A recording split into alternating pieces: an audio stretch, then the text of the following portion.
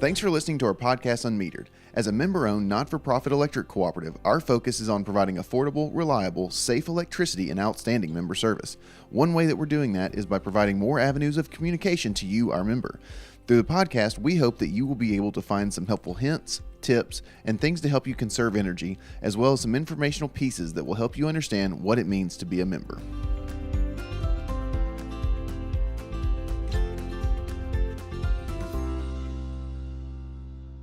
Welcome back to Unmetered. This week we're kind of continuing along a little bit of a series that we've been having where we're talking to some of the Middle Tennessee Electric membership corporation leadership.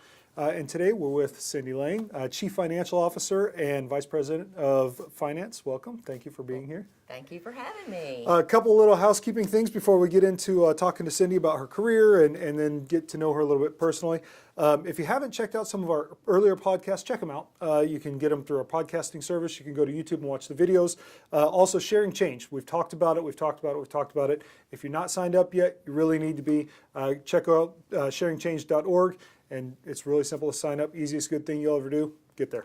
Cindy. Okay. All right. So thanks again for being here. I know this is not in your wheelhouse to come and talk to us. No, it's not. Well, we're just going to ask just a couple of professional questions, and then we're going to get to know you a little bit. We've talked to some of your colleagues. We've talked to Chris Jones. We've talked to Tom Suggs.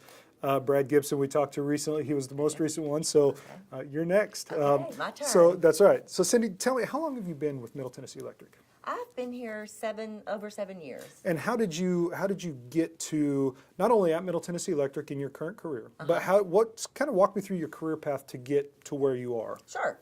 I went to the University of Tennessee. Okay. Graduated with a major in accounting. Came out of UT and went to work for one of the largest CPA firms in Nashville. From there, I actually did a lot of auditing, went with a local firm in Columbia, Tennessee. Okay.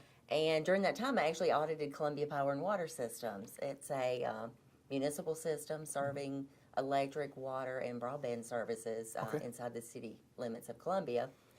And from that, I got to know Bernie Steen, who was the previous Vice President of Finance. I was there for 18 years, and when the controller position opened here at Middle Tennessee Electric, he actually talked to me to see if I might be interested. So that's really how I've been in the utility business now for 26 years, I guess. So when you came over here as a controller, I mean, obviously you didn't step into the position you're at now. Right. So tell me a little bit. So how long were you a controller before Bernie retired? I was a controller for about 6.5 years before Bernie retired. And then when he retired, that was just the next. Right, yes. That was my intention in coming here, is that I would move into this position. Well, it's kind of what I always wanted to do. and you are the perfect fit for it. Thank tell you you. that. So in the couple years that you've been with Middle Tennessee Electric, how have you seen the cooperative change? Okay. Of course, in size, I've seen us change from about 180,000 members to I think we're at about 215,000 now. Yeah. Our assets were less than $400 million, and now we're at almost $600 million. Wow. So the growth. When I first came in 2009, we kind of had the recession going on, and we weren't growing a lot at that time. Obviously, in the last few years, we've seen tremendous growth. Right. But probably even bigger has been the focus of our management team and all employees really on our vision and our mission of, providing affordable, safe, reliable energy to our members and providing outstanding member service. And I think that's really the change I've seen, is that our management team, our board, but all of our employees have really focused on that, and that's become our key driver. Now we've talked to, as I said, some of your colleagues, and they've told us some of the successes, that their particular departments or the things that they're over, that really drive or have helped Middle Tennessee Electric and what makes their departments successful. And finance is a little bit different because it's very much, I don't want to say behind the scenes, but it's not something when you look at a cooperative, you think, well, there's poles and wires, there's the operators, there's the communications, and it just happens. But it really doesn't happen without your department. I mean, because you guys kind of make all that available to happen. So what makes Middle Tennessee Electric Finance successful? Okay. Well, I think what makes us successful is the people in our department, and we really work as a team. as far as, we are really a support throughout the organization. I think we see ourselves as our department as being a support function for both employees and the members. Of course, we strive for efficiency and accuracy in everything we do, and most of my department, most of them are degreed accountants, and accountants always want to double and triple check everything, and I think we try to do that. Right. We want to make sure that we do provide accurate information to management and to the board so that good decisions can be made. And obviously, it's important that we do provide that information in a timely fashion. Right, right. So Chris had said that one of the things that is important is being a good steward of the members, what the members are paying. Now, 82 cents thereabouts of every dollar that comes in goes to TVA, so we have a very low operating cost. How does finance make that little bit of operating cost allow us to be so successful? I mean, what's the secret? The 18 cents out of every dollar that we actually get to operate on, right? And as far as our mission statement, affordability obviously is the key driver, right, for the finance department. And we budget, we plan, we monitor. We always are watching our wholesale power costs versus our retail rates. We work really hard to try to keep our retail rates in line. Right. We want to make sure that we're fair to our members, but we want to make sure that we are good stewards of our membership's money, right, and that Middle Tennessee Electric remains financially sound. Right. So, go ahead. So one question, and then we'll get into some of the personal stuff. Being good stewards of the members' money,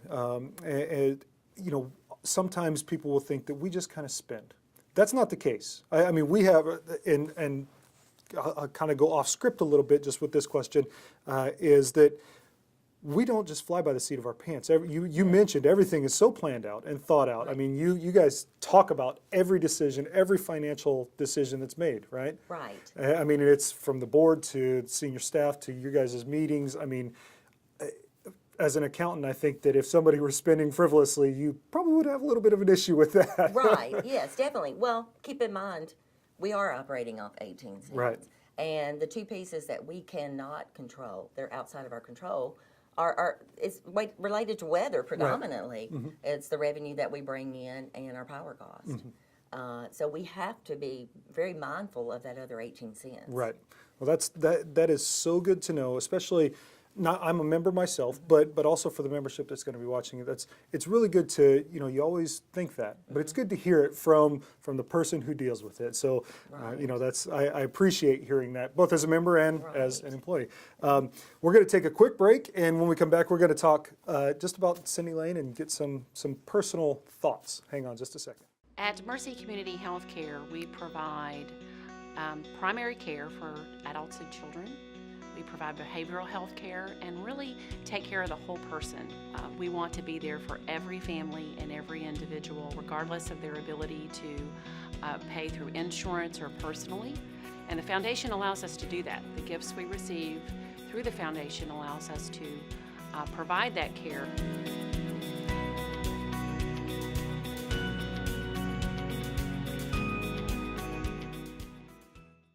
Welcome back. Talking with Cindy Layne, Chief Financial Officer of Middle Tennessee Electric. We're going to talk a little bit about some of what makes you as a person tick, Cindy. We great stuff about what you do and how you got here, but we want to know the interweavings a little bit. So these are just some of the questions that we've asked all of your colleagues as well. So what is the one thing that makes you the happiest?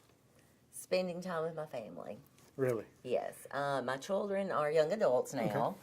They both live several hundred miles away, so I don't get to see them all the time. But when we are together, we have a great time. That's good. My husband and I really make sure that we make time to go visit them. It probably doesn't hurt that one of them's about, 45 minutes from the beach, and the other one's about 20 minutes from the mountains. So that's always nice too. But yeah, really spending time with my family. That's great. That's great. Now, hero. Who is someone that you really look up to?